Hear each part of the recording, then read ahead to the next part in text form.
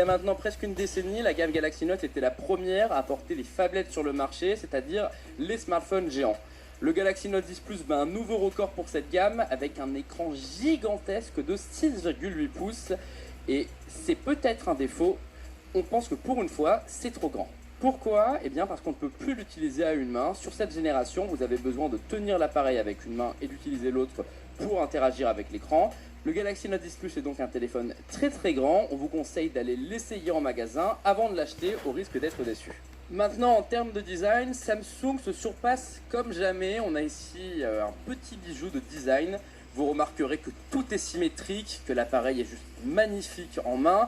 Le dos miroir qui reprend les couleurs de l'arc-en-ciel en fonction de la manière dont vous le tenez est juste une tuerie, c'est magnifique. Ici, Samsung démontre son savoir-faire.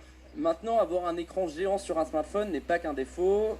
Si vous regardez des vidéos, si vous lisez la presse ou si vous surfez sur les réseaux sociaux, eh bien 6,8 pouces c'est juste génial, vous avez l'impression d'avoir une mini tablette et là-dessus on est vraiment convaincu par l'écran du Galaxy Note 10 Plus. Et surtout, grâce au dynamique AMOLED, eh bien vous avez une luminosité incroyable de 704 candela par mètre carré en moyenne, jusqu'à 804 selon nos mesures si vous êtes en plein soleil comme ici. On a mesuré un delta E de 3,9, ce qui signifie que le smartphone a une bonne fidélité des couleurs sans être pour autant excellente.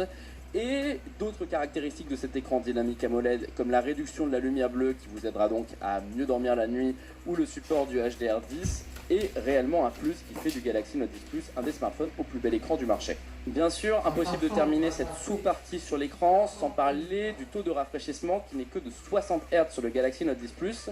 Il y a quelques mois on aurait dit très bien, mais aujourd'hui à l'heure où le OnePlus 7 Pro propose 90 Hz et quelques smartphones gaming montent à 120, eh bien on commence à se dire que pour un téléphone haut de gamme, c'est un peu limite.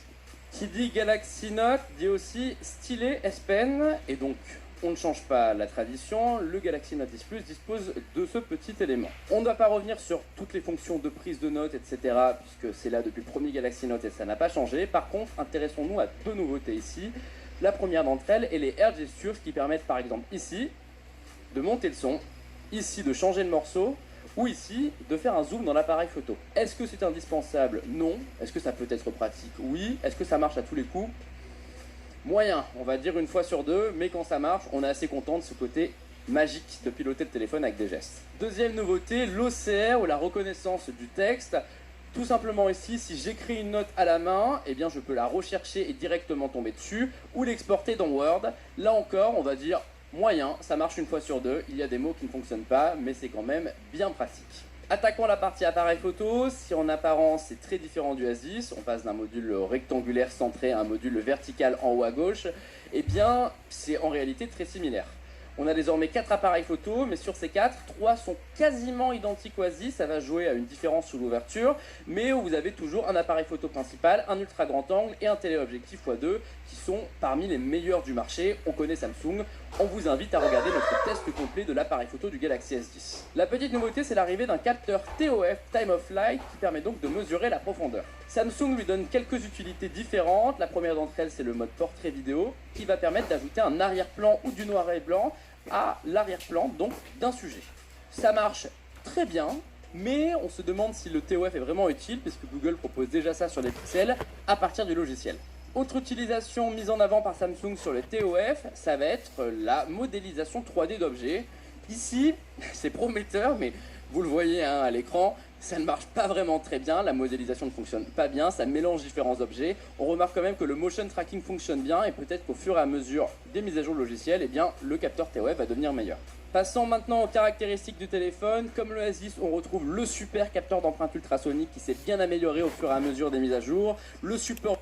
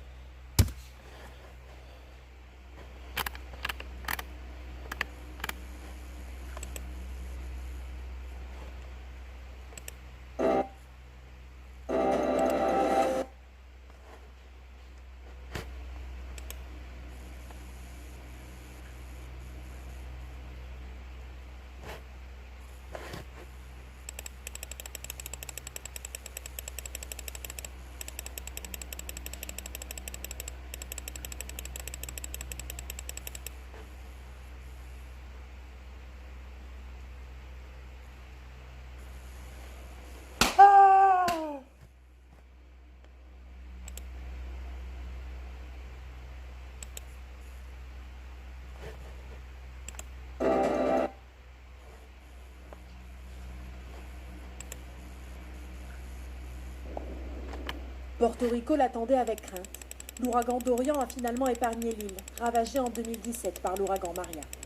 D'importantes précipitations se sont abattues sur le territoire avant que l'ouragan ne s'éloigne, épargnant également les îles Vierges américaines, malgré des rafales de vent à 100 km/h. Les écoles et les administrations devraient rouvrir aujourd'hui. Avec des vents de 130 km/h, Dorian est désormais un ouragan de catégorie 1. Il pourrait se renforcer dans les prochains jours et toucher les Caraïbes avec de fortes précipitations. La Floride a déclaré l'état d'urgence de type cyclone afin d'être complètement prêt pour l'ouragan Dorian. Les dernières informations montrent que certaines...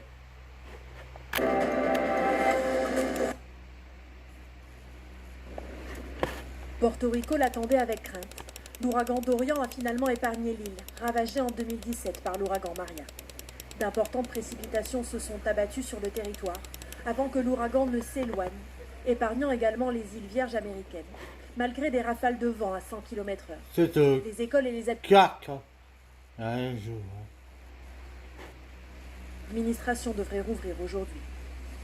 Avec des vents de 130 km/h, Dorian est désormais un ouragan de catégorie 1. Il pourrait se renforcer dans les prochains jours et toucher les Caraïbes avec de fortes précipitations. La Floride a déclaré l'état d'urgence de type cyclone afin d'être complètement prêt pour l'ouragan Dorian. Les dernières informations montrent que certaines portions du comté de Miami sont sur la trajectoire de Dorian. On a beaucoup d'incertitudes sur les jours à venir et nous entrons maintenant dans la